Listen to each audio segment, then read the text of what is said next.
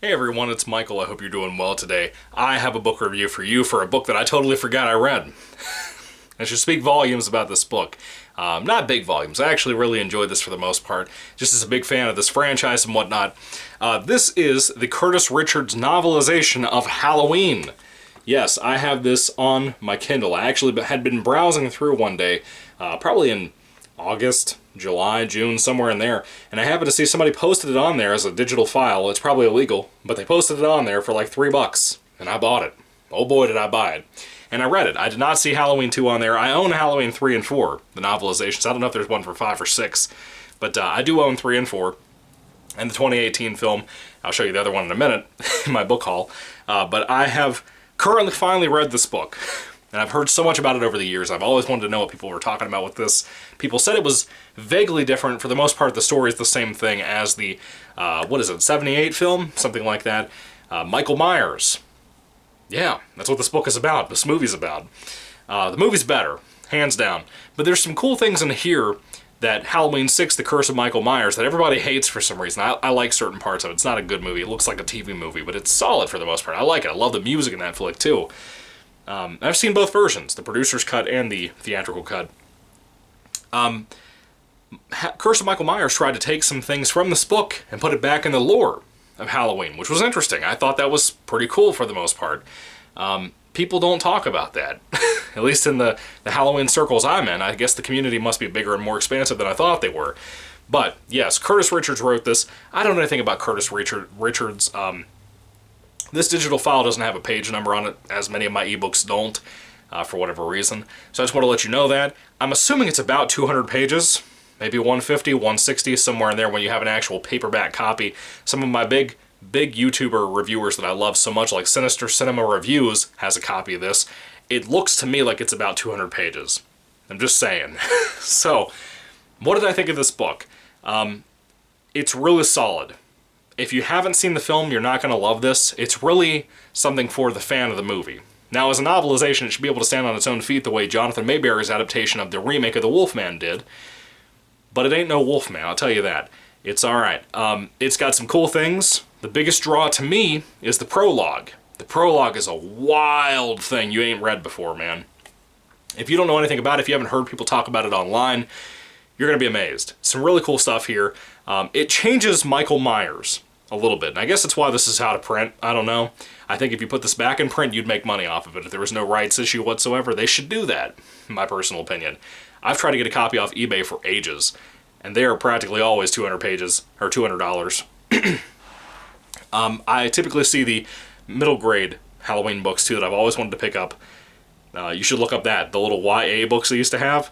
I have wanted to read those for ages. They're always like $300 and $400 on eBay, so I just kind of gave up on that, too.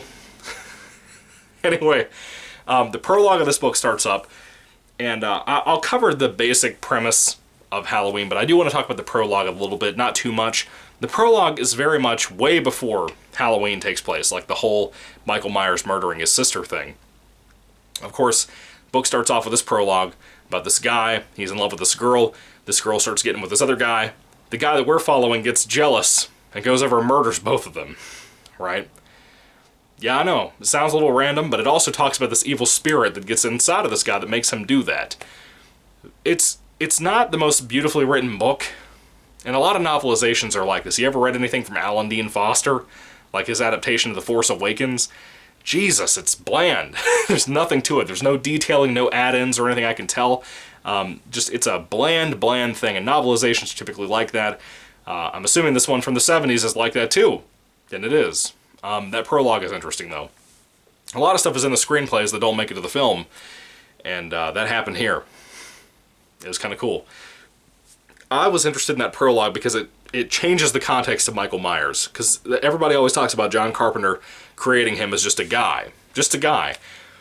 He murders his sister, he's a nutcase, he gets locked away for like a long time, like 10 years or something, whatever it was, gets out as an adult, starts killing babysitters.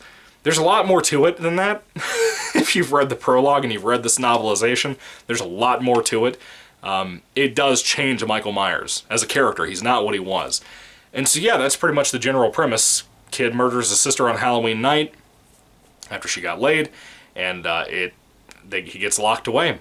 And many years later, he breaks out. His doctor, Dr. Loomis, who I also like, who's not as charming in the book as he is with Donald Pleasance playing him in the film, and the music score and all that that's so necessary to make Halloween a Halloween experience, it's not really here. There's not so much discussion on decorations or anything. There's not a whole lot of discussion on candy.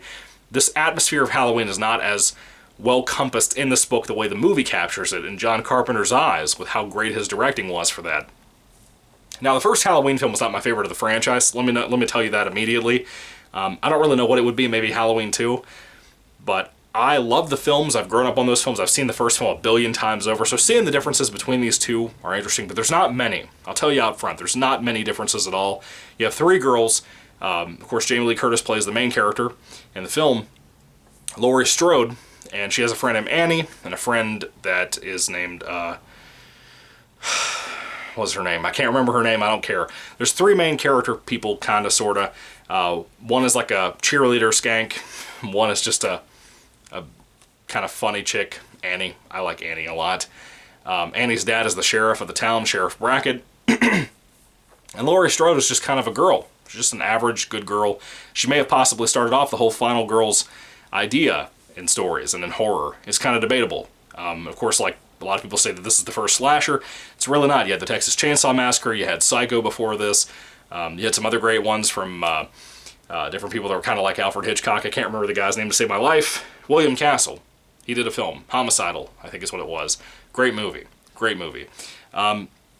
There's been some stuff out there that should have started the slasher genre, but it did not. And yeah, so Halloween is not the first one to come to the ballpark, but the mask is iconic and whatever. In the book, you don't have all that. You don't have the iconic things that make Michael Myers Michael Myers. But him as a character, and how different he is in this book versus the film adaptations that we've always had. Excuse me, my nose is itching really bad, plus my throat's really dry today.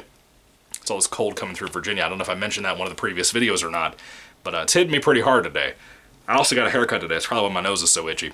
Anyway, getting back on track. Michael Myers could not be the character he is in the film if you had just the novelization without the prologue and stuff. Think about it. You really couldn't take that character and put him in here. And there's not really a whole lot added in to make Laurie a more in-depth character. That's typical for novelizations. That's kind of a thing I hold against it. That's why I don't like novelizations all that much. They kind of remind me when you get comic adaptations of movies, like for The Force Awakens, you have like a 6-issue story that cannot possibly whatsoever tell a satisfying version of that entire movie. They can't. It's impossible. Especially when the next movie is like an hour longer, you know? Last Jedi. You can't do it. I'm so itchy.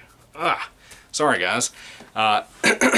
But I don't really have much more to say about this book. It's fine. It's not really gory. It's not really gory, honestly. It's got some interesting things in it. That prologue is really, to me, the draw of this, because you realize real quick that Michael Myers ain't murdering people just because, just to kill people. He ain't doing that because of that. The motive is actually very interesting. I don't want to go into that too much. If you haven't read the book, you should try to get a copy if you can. If you can get this Kindle adaptation, whatever it is. Like I said, it's not illegally bought by me. I paid for it, but I don't know how it got on there free. Or not free, but for like $3 from somebody I've never heard of. I hope I can find Halloween 2 at some point, too. But anyway, I don't love the book. It's not amazing. The film's pretty solid. I really, really like the film. It started off a whole genre really kind of getting its feet on the ground and really taking off. You got Friday the 13th, eventually Freddy Krueger. So many people not entirely inspired by this, but the general idea, the concept built off of that, of a slasher film. It's great. It's cool for that. This is history itself if you got to read this book at some point in your life. It's not a long read if you want to take out the time to read it. If you happen to be a Michael Myers fan, you're going to see some things that are either going to piss you off or you're going to find very, very intriguing like I did. So, that's really all I have to say. When it comes to Curtis Richards' novelization of Halloween, I didn't love it. I definitely didn't hate it. It was just a fine, bland book.